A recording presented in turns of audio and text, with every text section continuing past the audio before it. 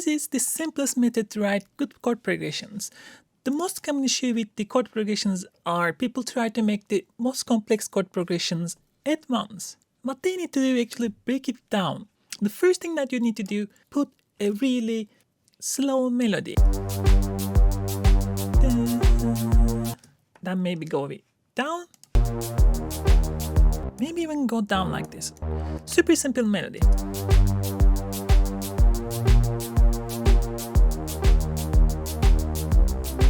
Afterwards, what you need to do, just count to the 5 and find the perfect fit for each note.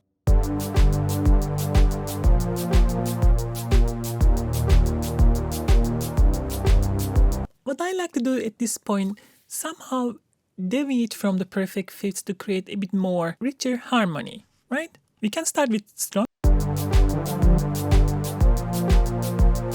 Maybe we can create them with, right?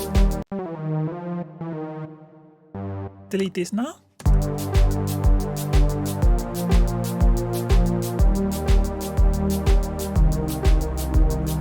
Beautiful, isn't it?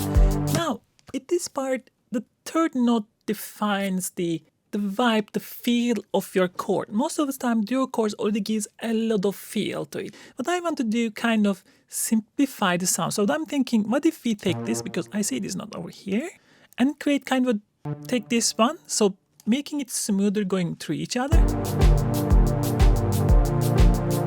Now, what happened is like it actually mudded up the sound. It get muddy, right? So I don't like it because this is more defined. So I'm thinking now, I take this.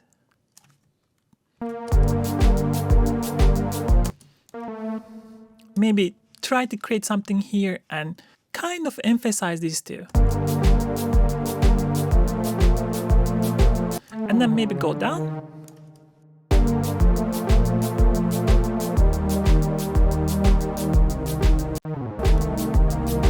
This sounds nice actually. I don't even care the naming of the chords. I don't care nothing. I just want to feel it. I just want to hear it. So what I like to do afterwards oftentimes, make it slightly more robotic. Like it's like dun, dun, dun, dun. So we can actually kind of passing notes to create a movement in our chords. Right? In this case, we have these big chords and the other big chords, and we can make a note to pass on top of each other. Right? We can maybe even do it like this, maybe even higher actually.